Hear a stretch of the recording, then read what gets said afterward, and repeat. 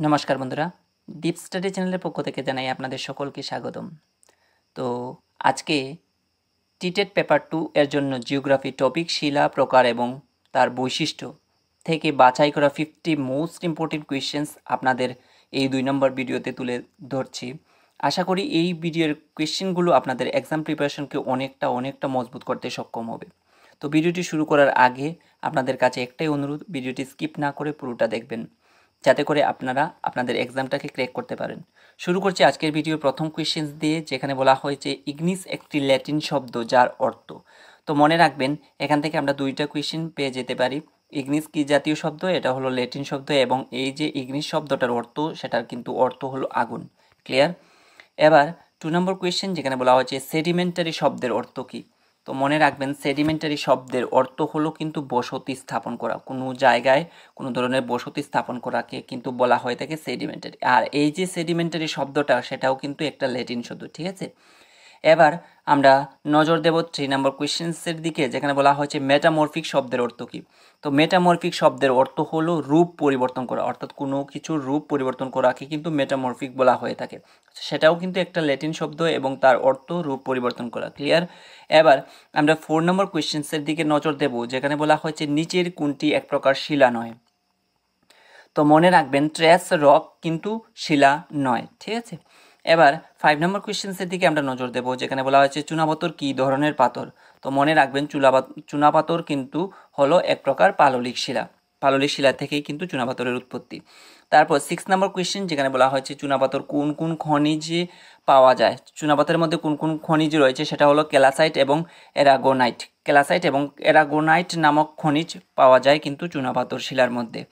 তারপর 7 নম্বর কোয়েশ্চেন, যেখানে বলা হয়েছে পাললিক শিলায় কত শতাংশ কার্বনের শিলা থাকে। খুব ইম্পর্টেন্ট কোয়েশ্চেন, অবশ্যই মনে রাখার চেষ্টা করবেন। পাললিক শিলায় কত শতাংশ কার্বনের শিলা থাকে, সেটা কিন্তু 20 থেকে 25% কিন্তু কার্বনের শিলা পাললিক শিলার মধ্যে বর্তমান।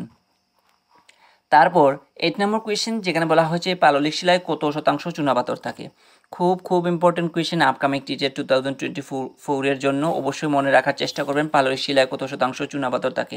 তো সেটার যে পার্সেন্টেজ, সেটা হলো 75%। 75% কিন্তু পাললিক শিলার মধ্যে চুনাপাথর বর্তমান। তারপর আমরা 9 নম্বর কোয়েশ্চেন্সের দিকে নজর দেব। এখানে বলা হয়েছে অগভীর সামুদ্রিক পরিবেশ বেশিরভাগ কি দিয়ে গঠিত হয়। তো মনে রাখবেন, অগভীর সামুদ্রিক পরিবেশ যেটা, সেটা কিন্তু বেশিরভাগ ক্ষেত্রেই চুনাপাথর দ্বারা গঠিত হয়ে থাকে। তারপর আমরা নজর দেব 10 নম্বর কোয়েশ্চেন, যেটা অত্যন্ত গুরুত্বপূর্ণ একটা কোয়েশ্চেন, অবশ্যই মনে রাখার চেষ্টা করবেন। অবসিডিয়ান কোন জাতীয় শিলার উদাহরণ? তো মনে রাখবেন, অবসিডিয়ান হলো একটা আগ্নেয় শিলার উদাহরণ। তারপর 11 নম্বর কোয়েশ্চেন, যেখানে বলা হয়েছে শেল কি প্রকারের শিলা। তো শেল সাধারণত নরম প্রকৃতির হয়ে থাকে, ঠিক আছে, নরম শিলা। তারপর 12 নম্বর কোয়েশ্চেন, যেখানে বলা হয়েছে পৃথিবী পৃষ্ঠের বেশিরভাগ অংশে নিম্নের কোন শিলাটি পাওয়া যায়। তো পৃথিবী পৃষ্ঠের বেশিরভাগ অংশে যে শিলাটি বেশি পরিমাণে পাওয়া যায়, সেটা কিন্তু হলো পাললিক শিলা, ঠিক আছে। যে শিলার মধ্যে 75% চুনাপাথর রয়েছে, সেই শিলাই কিন্তু পৃথিবীর পৃষ্ঠের মধ্যে সবচেয়ে বেশি পরিমাণে পাওয়া যায়, ঠিক আছে। এবার 13 নম্বর কোয়েশ্চেন আমরা দেখব, যেখানে বলা আছে পৃথিবী পৃষ্ঠের কত শতাংশ অংশে পাললিক শিলা পাওয়া যায়। এটাও কিন্তু অনেকটা ইম্পর্টেন্ট কোয়েশ্চেন, অবশ্যই মনে রাখবেন পৃথিবী পৃষ্ঠের কত শতাংশ অংশে পাললিক শিলা পাওয়া যায়। তো দেখুন, পৃথিবী পৃষ্ঠের কিন্তু 75% অংশেই কিন্তু পাললিক শিলা বিদ্যমান রয়েছে। এবার আমরা 14 নম্বর কোয়েশ্চেন্সের দিকে নজর দেব, যেখানে বলা হয়েছে ম্যাগমা বা লাভার শীতলকরণ এবং দৃঢ়করণ এর মাধ্যমে কোন জাতীয় শিলার তৈরি হয়। তো মনে রাখবেন, ম্যাগমা বা লাভা যখন শীতলকরণ হবে এবং তা যখন দৃঢ় হবে, এর মাধ্যমে যে জাতীয় শিলার উৎপত্তি হয়, সেটা কিন্তু আগ্নেয় শিলা। তো মনে রাখবেন, ম্যাগমা বা লাভা শীতলকরণ এবং দৃঢ়করণের মাধ্যমে যখনই কোনো শিলার সৃষ্টি হবে বা তৈরি হবে, সেটা কিন্তু আগ্নেয় শিলা হবে। ক্লিয়ার? এবার আমরা 15 নম্বর কোয়েশ্চেন্সের দিকে নজর দেব, যেখানে বলা হচ্ছে হিমবাহ সঞ্চিত কোনাকৃতি দানা বিশিষ্ট পদার্থ থেকে গঠিত শিলাকে কি বলে। তো মনে রাখবেন, হিমবাহ সঞ্চিত কোনাকৃতি দানা বিশিষ্ট পদার্থ থেকে গঠিত শিলাকে কিন্তু টিলাইট বলা হয়ে থাকে। এবার আমরা 16 নম্বর কোয়েশ্চেন্সের দিকে নজর দেব, যেখানে বলা হয়েছে প্রবাল ও বিভিন্ন সামুদ্রিক প্রাণীর দেহজাত বালুকণা জমাট বেঁধে পাললিক শিলা ড্যাশের সৃষ্টি করে। তো মনে রাখবেন, প্রবাল ও বিভিন্ন সামুদ্রিক প্রাণীর দেহজাত বালুকণা জমাট বেঁধে পাললিক শিলা কিসের সৃষ্টি করে, সেটা কিন্তু একটা অপেলের সৃষ্টি করে, ঠিক আছে। তারপর 17 নম্বর কোয়েশ্চেন, খুব ইম্পর্টেন্ট কোয়েশ্চেন এবং প্রায়শই এক্সামে আসতে দেখা যায় এই ধরনের কোয়েশ্চেন, অবশ্যই মনে রাখবেন। আর চাইলে আপনারা সঙ্গে সঙ্গে হ্যান্ড নোট ক্রিয়েট করে নিতে পারেন। এখানে বলা হয়েছে বড় দানাযুক্ত পাললিক শিলাকে কি বলে? তো মনে রাখবেন বড় দানাযুক্ত পাললিক শিলার যেগুলো প্রকার রয়েছে সেখান থেকে কিন্তু কি জাতীয় শিলা হয়, সেটা কিন্তু ব্রেকশিয়া হয়ে থাকে, ঠিক আছে, ব্রেকশিয়া। তারপর 18 নম্বর কোয়েশ্চেন, যেখানে বলা হয়েছে গোলাকার বড় বড় নুড়িযুক্ত পাললিক শিলাকে কি বলে? খুব ইম্পর্টেন্ট কোয়েশ্চেন আপকামিং টিটেট 2024 এর জন্য। অবশ্যই মনে রাখবেন গোলাকার বড় বড় নুড়িযুক্ত পাললিক শিলা যেগুলো রয়েছে সেগুলোকে কিন্তু আমরা কংগ্লোমারেট বলে থাকি। ক্লিয়ার? কংগ্লোমারেট। তারপর 19 নম্বর কোয়েশ্চেন, যেখানে বলা হয়েছে বেসাল্ট রূপান্তরিত হয়। তো এটাও কিন্তু খুব ইম্পর্টেন্ট কোয়েশ্চেন এবং কিন্তু অনেকবার এক্সামে এসেছিল এবং বিভিন্ন ধরনের এক্সামে কিন্তু এসেছে। বেসাল্ট রূপান্তরিত হয়, কিসে রূপান্তরিত হয়? সেটা কিন্তু অ্যাম্ফিবোলাইট নামক একটা শিলাতে রূপান্তরিত হয়ে থাকে। তারপর আমরা নজর দেব 20 নম্বর কোয়েশ্চেন। আচ্ছা 20 নম্বর কোয়েশ্চেনটা একটু এটা কোয়েশ্চেনটা হয়নি, পুরো মিস্টেক হয়ে গেছে, ঠিক আছে। তো 20 নাম্বার কোয়েশ্চেনটা আমরা কিন্তু স্কিপ করলাম এখান থেকে, এখানে পুরোটাই কোয়েশ্চেন এখানে ভুল লেখা হয়েছে, ঠিক আছে, সেই কারণে এটা আমরা স্কিপ করলাম। তারপর 21 নম্বর কোয়েশ্চেন্সের দিকে নজর দেব, যেখানে বলা হয়েছে দিল্লির লাল কেল্লা দুর্গটি কোন বেলেপাথর দ্বারা গঠিত? খুব ইম্পর্টেন্ট কোয়েশ্চেন, অবশ্যই মনে রাখবেন দিল্লির লাল কেল্লা যেটা সেটা কিন্তু লাল বেলেপাথর দ্বারা গঠিত হয়েছে। তারপর 22 নম্বর কোয়েশ্চেন, যেখানে বলা হয়েছে জয়পুরের গোলাপি শহর কোন বেলেপাথর দ্বারা গঠিত? মনে রাখবেন জয়পুরের গোলাপি যে শহরটা সেটা কিন্তু গোলাপি বেলেপাথর দ্বারা গঠিত হয়েছে।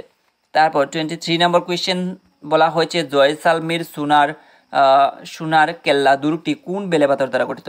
তো জয়সালমীরে যে সোনার কেল্লা গঠিত হয়েছে সেটা কিন্তু হলুদ বেলেপাথর দ্বারা কিন্তু সেটা গঠিত হয়েছিল, ঠিক আছে। এবার আমরা 24 নম্বর কোয়েশ্চেন্সের দিকে নজর দেব, যেখানে বলা হচ্ছে আগ্নেয় শিলায় উপস্থিত সিলিকার আনুমানিক শতাংশ কত? তো মনে রাখবেন আগ্নেয় শিলায় আনুমানিক সিলিকার যে শতাংশ সেটা কিন্তু 59%, অর্থাৎ 59% কিন্তু আগ্নেয় শিলায় সিলিকার পরিমাণ রয়েছে। তারপর 25 নম্বর কোয়েশ্চেন দেখব, যেখানে বলা হচ্ছে আগ্নেয় শিলায় উপস্থিত অ্যালুমিনার আনুমানিক শতাংশ কত? তো সিলিকা রয়েছে 59% এবং আগ্নেয় শিলায় উপস্থিত অ্যালুমিনার আনুমানিক শতাংশ যেটা সেটা কিন্তু 15% কিন্তু অ্যালুমিনা রয়েছে। তারপর 26 নম্বর কোয়েশ্চেন, যেখানে বলা হয়েছে আগ্নেয় শিলায় সবচেয়ে বেশি পরিমাণে উপস্থিত কোন খনিজটি পাওয়া যায়? তো আগ্নেয় শিলায় সবচেয়ে বেশি পরিমাণে যে খনিজটি পাওয়া যায় সেটার নাম হলো ফেলসপার কিন্তু সবচেয়ে বেশি পরিমাণে আগ্নেয় শিলার মধ্যে রয়েছে। তারপর 27 নম্বর কোয়েশ্চেন, যেখানে বলা হয়েছে আগ্নেয় শিলায় সবচেয়ে বেশি প্রভাবশালী উপাদান কোনটি? তো মনে রাখবেন আগ্নেয় শিলায় সবচেয়ে বেশি প্রভাবশালী উপাদান যেটা রয়েছে সেটা হলো সিলিকা কিন্তু আগ্নেয় শিলার মধ্যে সবচেয়ে প্রভাবশালী উপাদান রয়েছে। তারপর 28 নম্বর কোয়েশ্চেন, যেখানে বলা হয়েছে পরফাইরি কোন জাতীয় শিলার উদাহরণ? খুব ইম্পর্টেন্ট কোয়েশ্চেন, অবশ্যই মনে রাখবেন পরফাইরি কোন জাতীয় শিলার উদাহরণ? সেটা হলো হাইপাবিলাস শিলার উদাহরণ হলো পরফাইরি। তারপর 29 নম্বর কোয়েশ্চেন, যেখানে বলা হয়েছে যে শিলাগুলি আগ্নেয়গিরি এবং প্লুটোনিক শিলার মিশ্র বৈশিষ্ট্য প্রদর্শন করে সেগুলো কি? তো মনে রাখবেন যে শিলাগুলি আগ্নেয়গিরি এবং প্লুটোনিক শিলার মিশ্র বৈশিষ্ট্য প্রদর্শন করে থাকে সেগুলোকে কিন্তু বিশাল শিলা বলা হয়ে থাকে।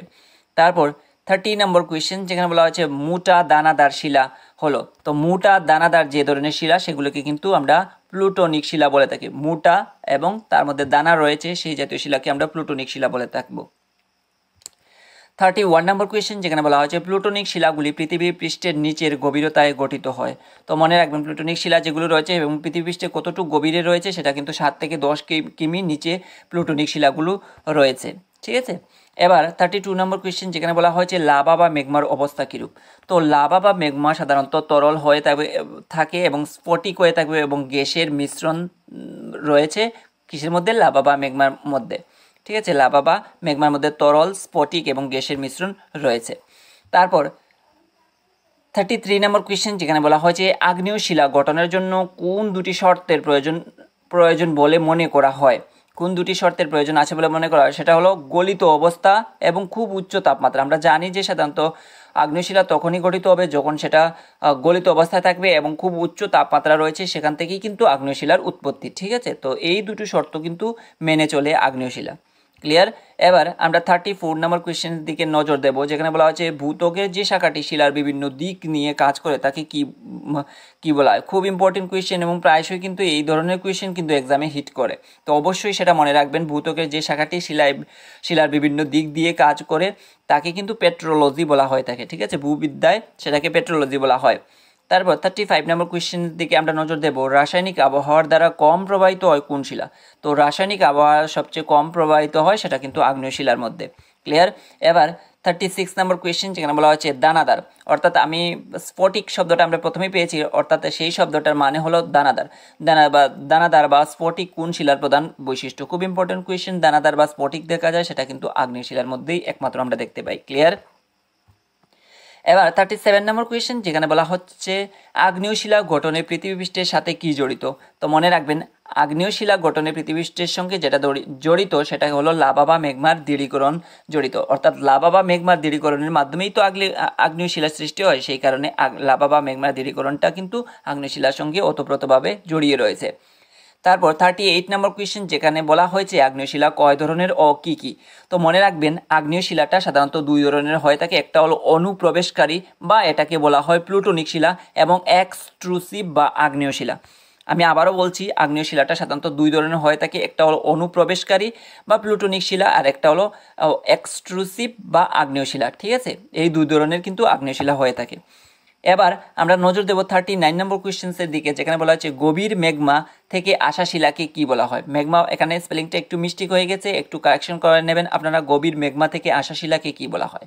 তো গভীর ম্যাগমা থেকে যখন কোনো শিলা আসবে তখন সেটাকে বলা হবে প্লুটোনিক আগ্নেয়াস। কি বলা হবে? প্লুটোনিক আগ্নেয়াস। এবার 40 নম্বর কোয়েশ্চেন, খুব ইম্পর্টেন্ট কোয়েশ্চেন এবং অবশ্যই মনে রাখবেন গভীর, অগভীর এগুলো। অগভীর ম্যাগমা থেকে আসা শিলাকে কি বলবে? অগভীর ম্যাগমা থেকে যখন কোনো শিলা আসবে এবং কোনো শিলার সৃষ্টি হবে সেটা হবে ইন্ট্রুসিভ আগ্নেয়াস, আর গভীর থেকে হলে সেটা হয়ে যাবে প্লুটোনিক আগ্নেয়াস, এবং অগভীর ম্যাগমা থেকে আসা শিলাকে কি বলবে? ইন্ট্রুসিভ আগ্নেয়াস। ক্লিয়ার। এবার লাভা থেকে উৎপন্ন কঠিন শিলাকে কি বলা হয়?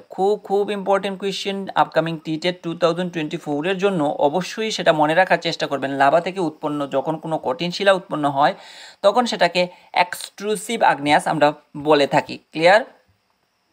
এবার 42 নম্বর কোয়েশ্চেন, যেখানে বলা হচ্ছে ব্যাসাল্ট শিলা কোন শিলার একটি উদাহরণ। তো ব্যাসাল্ট শিলা সেটা হলো বহির্মুখী আগ্নেয় শিলার একটা উদাহরণ। ক্লিয়ার। এবার 43 নম্বর কোয়েশ্চেন, যেখানে বলা হয়েছে বেতলিত শিলা মূলত কি দ্বারা গঠিত হয়, এবং এই ধরনের কোয়েশ্চেন, এবং এই কোয়েশ্চেনটাই কিন্তু এক্সামে অনেকবার এসেছিল। আপনারা একবার কোয়েশ্চেনগুলো, প্রিভিয়াস ইয়ারের কোয়েশ্চেনগুলো একবার ঘেটে নেবেন, তাহলে দেখতে পাবেন বেতলিত শিলা মূলত কি দ্বারা গঠিত হয়? গ্রানাইট ও নিজ শিলা দ্বারা। গ্রানাইট ও নিজ শিলা, বা কোয়েশ্চেনটা এভাবে ঘুরিয়ে আসতে পারে যে গ্রানাইট ও নিজ শিলা দ্বারা গঠিত শিলার নাম কি, সেটা হয়ে যাবে বেতলিত শিলা। আর যদি আসে যে বেতলিত শিলা মূলত কি দ্বারা গঠিত হয়, সেটা কিন্তু গ্রানাইট ও নিজ শিলা অবভিয়াসলি হয়ে যাবে, ঠিক আছে। তারপর 44 নম্বর কোয়েশ্চেন, যেখানে বলা হয়েছে বেতলিত আসলে কি। তো মনে রাখবেন, বেতলিত আসলেই হলো এক প্রকারের আগ্নেয় শিলা। ক্লিয়ার। এবার আমরা 45 নম্বর কোয়েশ্চেন্সের দিকে নজর দেব, যেখানে বলা হচ্ছে কোন শিলাকে জৈবিক পাললিক শিলা হিসেবে বিবেচনা করা যেতে পারে। ঠিক আছে, তো কোন শিলাকে জৈবিক পাললিক শিলা হিসেবে বিবেচনা করা যেতে পারে সেটা হলো একমাত্র বেলে পাথর, যেটাকে কিনা জৈবিক পাললিক শিলা হিসেবে বিবেচনা করা যেতে পারে। ক্লিয়ার। এবার আমরা 46 নম্বর কোয়েশ্চেন্সের দিকে নজর দেব, যেখানে বলা হয়েছে কাকে প্লুটোনিক শিলা বলা হয়। তো একমাত্র গ্রানাইটই রয়েছে যাকে আমরা প্লুটোনিক শিলা বলে থাকি। তারপর 47 নম্বর কোয়েশ্চেন, যেখানে বলা হয়েছে তাপ এবং অত্যাধিক চাপের কারণে মূল কাঠামোর পরিবর্তনের ফলে ঘটিত শিলাকে কি জাতীয় শিলা বলা হয়। খুব ইম্পর্টেন্ট, অবশ্যই মনে রাখবেন, সেটার নাম হলো রূপান্তরিত শিলা। তাপ এবং অত্যধিক চাপের কারণে যখন কোনো শিলার মূল কাঠামোর পরিবর্তনের ফলে গঠিত কোনো শিলাকে কি জাতীয় শিলা বলা হবে, সেটাকে কিন্তু রূপান্তরিত শিলা বলা হয়ে থাকে। তারপর 48 নম্বর কোয়েশ্চেন, যেখানে বলা হচ্ছে চুনাপাথরের মোট উৎপাদনে ভারতের কোন রাজ্য শীর্ষস্থান রয়েছে। তো চুনাপাথরের মোট উৎপাদনে ভারতের একমাত্র রাজস্থান রাজ্যটা শীর্ষস্থানে রয়েছে, এবং সেটা কিন্তু 21%, অর্থাৎ 21% কি করে উৎপাদন করে চুনাপাথর। ঠিক আছে। তারপর 49 নম্বর কোয়েশ্চেন, যেখানে বলা হয়েছে গন্ডোয়ানা শিলা ব্যবস্থার নাম কোন উপজাতির মানুষের নাম অনুসারে হয়েছিল। তো সেটা কিন্তু গুন্ড উপজাতি একটা জনগোষ্ঠী, এবং সেই উপজাতি জনগোষ্ঠীর থেকেই কিন্তু গন্ডোয়ানা শিলা ব্যবস্থার নামকরণ করা হয়। তারপর 50 নম্বর কোয়েশ্চেন্স, যেখানে বলা হয়েছে কার্বনিফেরাস শিলাবিন্যাস হিসেবে পরিচিত শিলার নাম কি? কার্বনিফেরাস শিলাবিন্যাস হিসেবে পরিচিত শিলার নাম হলো গন্ডোয়ানা শিলাবিন্যাস। তো এই ছিল শিলা, তার প্রকার এবং তার বৈশিষ্ট্য থেকে 50 মোস্ট ইম্পর্টেন্ট কোয়েশ্চেন্স। আশা করি এই 50 মোস্ট ইম্পর্টেন্ট কোয়েশ্চেন্স আপনাদের এক্সাম প্রিপারেশনকে অনেকটা হেল্পফুল এবং অনেকটা সাহায্যকারী করে তুলবে বলে মনে করছি। আর যদি ভিডিওটা ভালো লেগে থাকে অবশ্যই একটা লাইক, কমেন্ট, শেয়ার এবং সাবস্ক্রাইব করে দিয়ে ডিপ স্টাডি চ্যানেলের সঙ্গে জুড়ে থাকার চেষ্টা করবেন। ধন্যবাদ সবাইকে। আপনারা সবাই ভালো থাকুন, সুস্থ থাকুন।